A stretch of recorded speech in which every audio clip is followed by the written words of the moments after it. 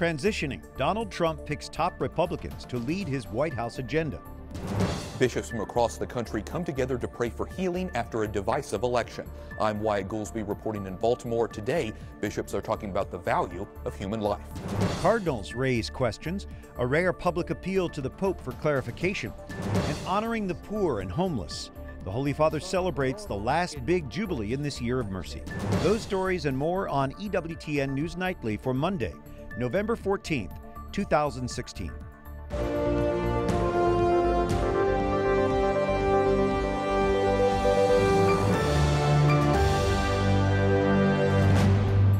Good evening from Washington. Thanks for joining us. I'm Brian Patrick.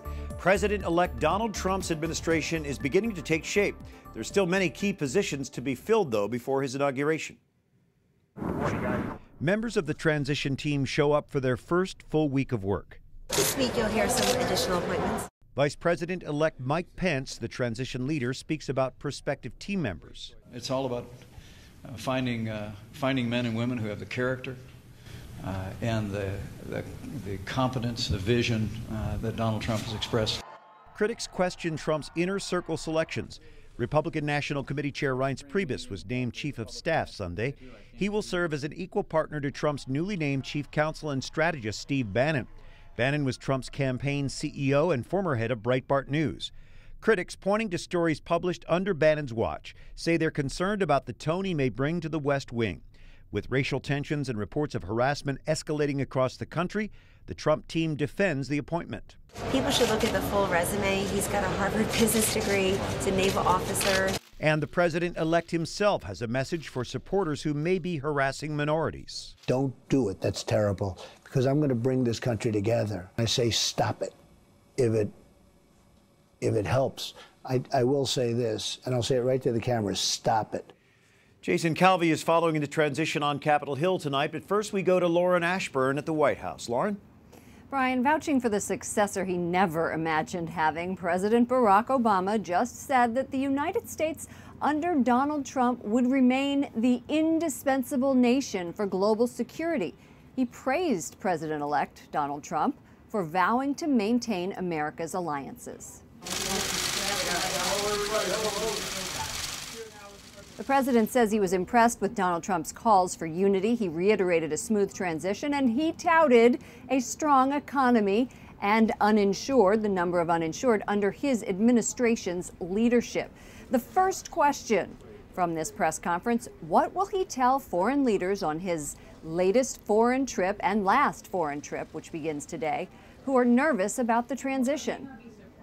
In my conversation with the president-elect, he expressed a great interest in maintaining our core strategic relationships.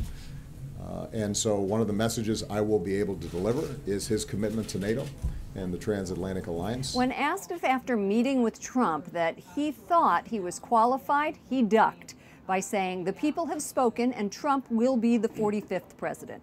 He did say he thought Trump was not ideological, but rather pragmatic. Let's go just down Pennsylvania Avenue. The United States House is back in session since Trump's election, and there is a lot on the agenda for the remaining months of the session. We're looking to have full control of the House, White House, and the Senate, and Republicans are getting ready for that. Jason? Yeah, Lauren, right now, House Republicans are meeting behind closed doors. They're hearing pitches from congressmen that are running for GOP leadership in the House. It is expected that Speaker Paul Ryan will be reelected to Speaker of the House, a position he took on just over 1 year ago. Lauren? Jason, that is good news to hear. Tell me what else you are hearing on Capitol Hill. The Republicans are meeting there behind closed door. They're running for leadership. And you know, Speaker Ryan says it's really time to hit the ground running as they're joining forces with the Trump administration.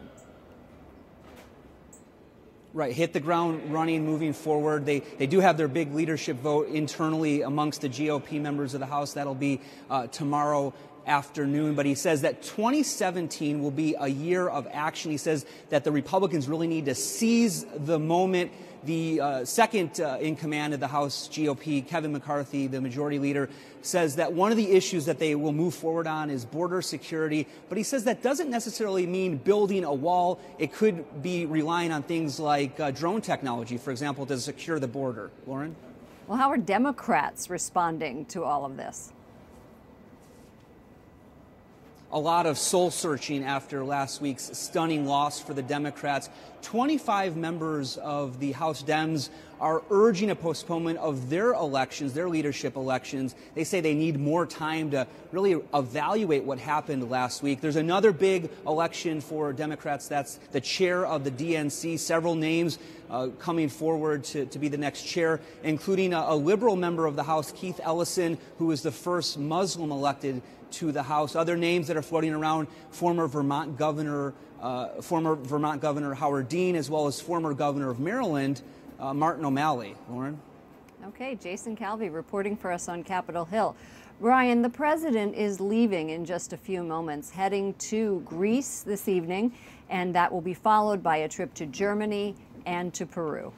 Thank you, Lauren Ashburn at the White House. Other stories our EWTN News Nightly team is covering in today's world. PBS journalist Gwen Ifill dies of cancer at age 61. She co-anchored PBS NewsHour and moderated 2 vice presidential debates. Ifill took a leave for health reasons earlier this year without making her illness public. PBS calls Ifill a standard bearer for courage, fairness, and integrity. American bishops urge the faithful to pray for healing after the divisive election. They're gathering this week for their annual fall meeting. Wyatt Goolsby joining us from there in Baltimore. Brian, the bishops say there is much work to be done to bring people together on issues like life, immigration, and race relations. They say the church can't help by promoting what they call the common good. Archbishop Joseph Kurtz, the president of the U.S. Conference of Catholic Bishops, says he looks forward to working with both President-elect Trump and the new Congress to protect life and human dignity. Bishops also say they want to work with Trump on immigration and how best to treat refugees living in the U.S. I spoke with Pope Francis' representative, Archbishop Christophe Pierre, who tells me there's one thing lay people must do to bridge the divides. To become brothers, sisters, and to dialogue. You know, the method of which the Pope Francis is offering us, which is the method of the gospel, is dialogue, permanent dialogue. Dialogue was mentioned throughout this first day of the annual Fall Bishops' Assembly, and throughout the day from talking with several of these bishops, I can tell you they have an overall optimistic feeling despite the challenges. Now, coming up a little bit later in the newscast, I sit down in a one-on-one interview with Archbishop Kurtz. Brian? Thank you. Wyatt Goolsby with the American Catholic Bishops in Baltimore. 4 cardinals, including American Raymond Burke, asked for clarifications from Pope Francis. Their questions focus on divorced and remarried Catholics in reference to the document from the Synod on the Family. In Amoris Laetitia, the Pope calls for suitable personal and pastoral discernment when caring for the divorced and civilly remarried. He encourages finding ways to integrate them into parish life while avoiding scandal. Some are concerned this opens a door for Catholics who are civilly remarried after a divorce to receive Holy Communion. The cardinals say they felt compelled in conscience by their pastoral responsibility to act. They say, "We hope that no one will judge us unjustly as adversaries of the Holy Father and people devoid of mercy." They go on to ask 5 specific questions seeking clarity on church teaching. Ed Penton, Rome correspondent for EWTN's National Catholic Register, is joining us. Ed, why do you think these 4 cardinals decided to publish this letter in the press? It's really because they sent these 5 questions. They're called dubia, the Latin word for doubts. They sent them to the Pope on September the 19th, but they didn't hear a response. And so they decided that in order to get a response that they want, they need to go public. And so they've published the 5 questions in the press today. So they asked for a clarification, but some see this as a challenge to Pope Francis. What do you think? It's not a challenge as far as they're concerned. What they're trying to get across most strongly is that it's an act of justice and an act of charity. A justice in the fact that they want to to bring unity to the church. They say that the ambiguities in Amoris Laetitia, Pope Francis' apostolic exhortation on the synod on the family, has brought a division because of the different interpretations of that document. And they want to bring clarity to it, and in doing so, bring unity. But they also see it as charity because it's charitable to the Petrine ministry, it's charitable to the Pope, and they feel that in order to resolve this, it would be a charitable thing to do. And I wonder, Ed, are these questions very specific, and has there been any reaction to the letter so far from the Vatican? The questions are very specific and very direct and very simple. They're 5 very straightforward questions, really saying that if Amoris Laetitia, if certain interpretations are valid, then does that make previous magisterial teachings valid? So it's basically saying, does the Amoris Laetitia supersede previous magisterial teachings and in fact break with them? And I think that's their concern. But so far there's been no formal reaction from the Vatican. The Pope has certainly received it, and they're just going to wait and see if the Congregation for the Doctrine of the Faith will give a response. That is what has happened in this process in the past. It's a very age-old process that goes back hundreds of years, and usually the congregation will give a response on the orders of the Holy Father. Ed Penton, Rome correspondent for EWTN's National Catholic Register. Ed, thank you so much. We appreciate you. Thanks, Brian. Turning now to politics, Republican Party leaders say the results of last week's election are due to a lot of hard work over many years. We have 220 counties that were won by Obama in 2012 flip their support to President-elect Trump. That's not a fluke. I mean, 220 is a pretty significant number.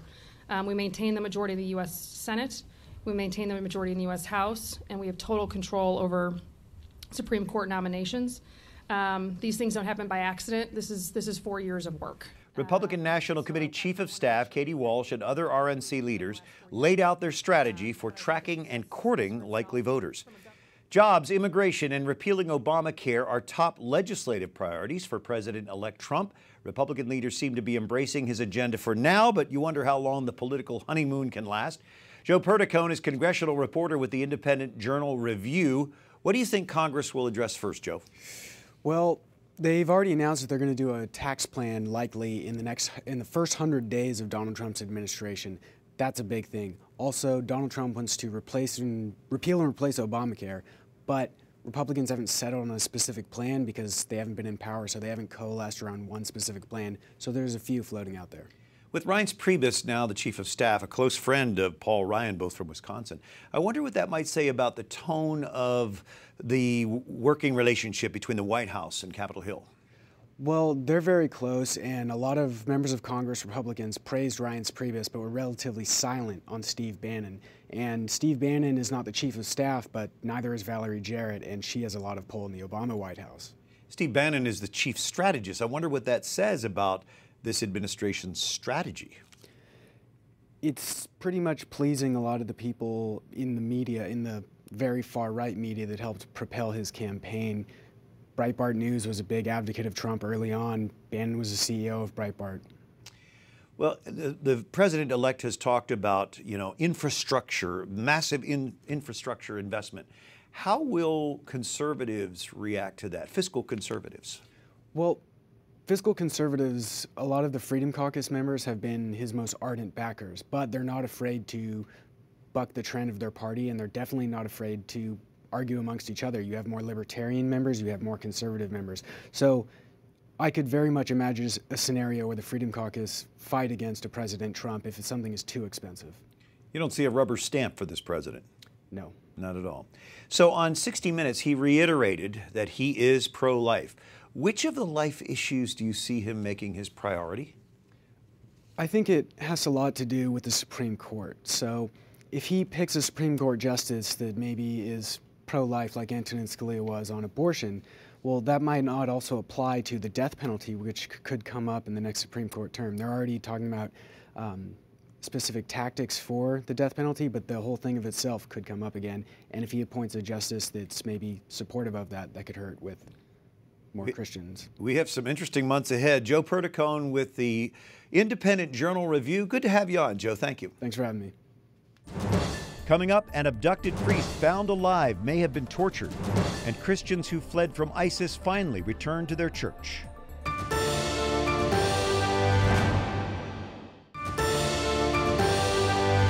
Thank you for joining us this Monday evening for EWTN News Nightly. I'm Brian Patrick. A priest who was abducted in Mexico has been found alive after 3 days, but with notable signs of torture.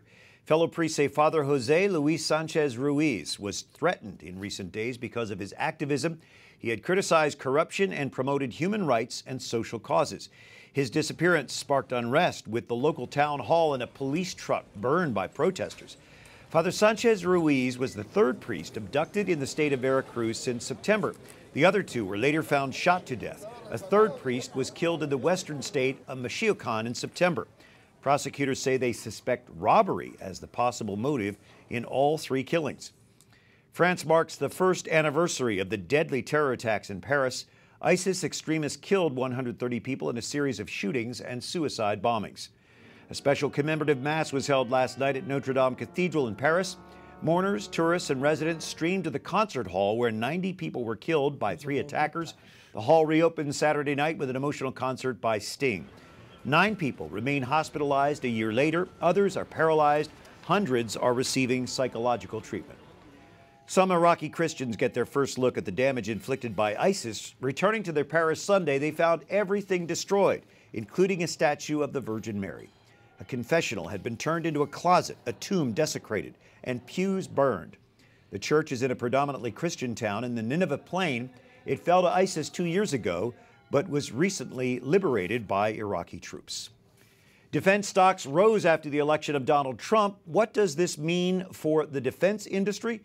Marcus Weisberger, the global business editor for Defense One, joining us. Do you expect a dramatic increase in defense spending under a Trump administration? Well, there's a lot that could happen that actually could point to defense increasing. Well, right now, Wall Street is betting on defense increasing. You've seen the major defense companies, Lockheed Martin, Boeing, Raytheon, General Dynamics, they're all up over the last week. So what does Trump have to do to actually increase defense? It's a lot easier to say you're going to increase it than actually do it. Defense has been capped by the Budget Control Act, which is basically, it's in place until 2021. And without that law being repealed, he can't just start throwing tons of money at defense. Now, what he can do is he could use the war budget. The war budgets pay for Iraq, Afghanistan, the war now on ISIS. The administration last week just asked for an additional $11.6 billion for that war budget. It's not capped. So what he could do is, in theory, turn it into the, say, Make Defense Great Again account and put extra money in there to buy a whole lot of stuff that the current administration wouldn't allow him to do. Now the question is, do fiscal conservatives allow him to do that? How does he break from Obama administration defense spending for a chapter of his own? So what Obama has done is he's tried to rein in defense spending, weed a lot of waste out. The Pentagon actually just a few weeks ago announced that it has spent $58 billion between 2002 and present on projects that had ultimately been canceled. They ended up really getting nothing for it. So what Obama has done is he's shrunk the military to an extent, but he's focused a lot on the future and on investing in technologies that could become game changers down the road. What Trump's going to want to do, he's going to want to show that I'm going to actually make immediate impact. So what's he going to do? He's probably going to keep doing that in future investment, but maybe to a lesser extent, and buy things that are already being built. So fighter jets, destroyers, tanks, stuff like that, where he can actually show people at work and show an actual difference on the battlefield right away. With his experience in business, he is likely to be pretty good at cutting waste. I mean, that's what you have to do in business. Well, in theory, yes, but one thing anybody who's run the Pentagon will tell you, and Robert Gates used to say this all the time when he was defense secretary, it is incredibly difficult to inflict change inside the Pentagon. One thing that defense secretaries for the last three defense secretaries have been trying to cut the size of staffs at the Pentagon. When you go into offices still today, maybe there's 1 seat, 2 seats empty. They've very much not been able to do that. It's very difficult to inflict that kind of change. A huge challenge. Marcus Weisberger with the Defense One, thanks for joining us. Thanks for having me. Up next, Archbishop Joseph Kurtz reflects on his time as leader of the U.S. Catholic bishops, and Holy Doors closing, a sign the Jubilee year is ending.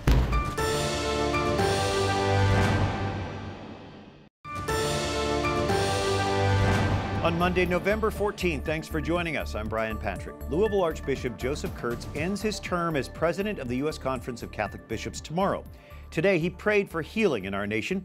After his address to American bishops in Baltimore, he sat down with our Wyatt Goolsby. Archbishop Kurtz, thanks so much for talking with us. We appreciate your time. Absolutely, Wyatt. Pleasure to be with you.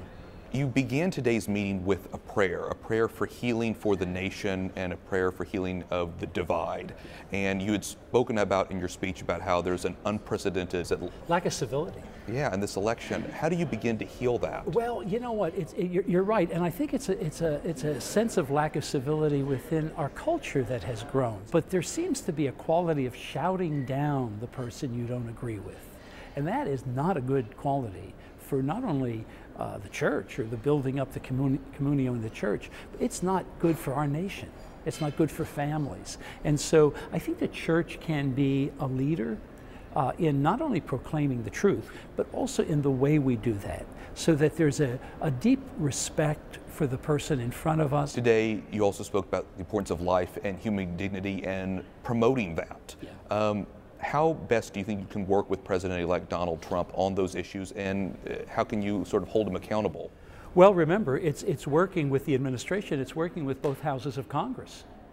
I mean, this has been the bread and butter in many ways of advocacy for the Bishops' Conference, is cultivating relationships, cultivating an opportunity to be able to see what is on the horizon in every area of Congress, and then helping to shape that, helping to be able to bring to bear the issues that relate to protection of human life, from the moment of conception to natural death, to our reforms that we believe are necessary so that we can accompany and see as human beings people who are refugees, who are within our nation. How do you approach that from a humane perspective? How, like I said, we were talking about Donald Trump, who has proposed deporting millions of immigrants. Well, first of all, I think we don't want to feed into what might be a campaign rhetoric. Now, what I've heard most recently on the horizon is the notion of securing borders. It's also the idea of treating people humanely. I believe that there's efforts to look at people who may be felons, and of course we continue to be a law-abiding people, and naturally we want to call forth people to be responsible. But in all cases, I think the church can lead the way of treating people humanely, not just on how we advocate, but also, I mentioned in the press conference, Catholic Charities, on how we reach out to people and walk with them. Archbishop Kurtz, thank you so much for your time. We appreciate your talking with us. Thanks, Wyatt. And homeless people had VIP seats for a special Mass Sunday in St. Peter's Basilica. Pope Francis lamented attitudes, he says, cut off many of the world's poor from the benefits of progress. In his homily, Francis said God and neighbor are the most valuable riches in life. He elaborated on recent comments encouraging social policies of inclusion of the poor. It was one of his last Jubilee Masses during the Holy Year of Mercy, which ends on Sunday, the Feast of Christ the King. Celebrations of special Masses in churches and basilicas across the world Sunday included the solemn rite of the closing of the Holy Doors.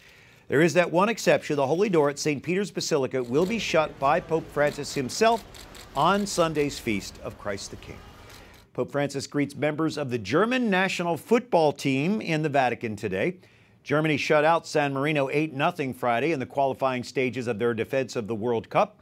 Francis, known to be a soccer fan, says truly competitive sports not only requires a great deal of discipline and personal sacrifice, but also respect for others and team spirit. The Pope concluded, it also causes you to make a mutual commitment to work together to support some important social causes. Thanks for watching tonight. For the EWTN News Nightly team, I'm Brian Patrick. We'll leave you with more images of the Jubilee for the homeless and poor. Good night and God bless you.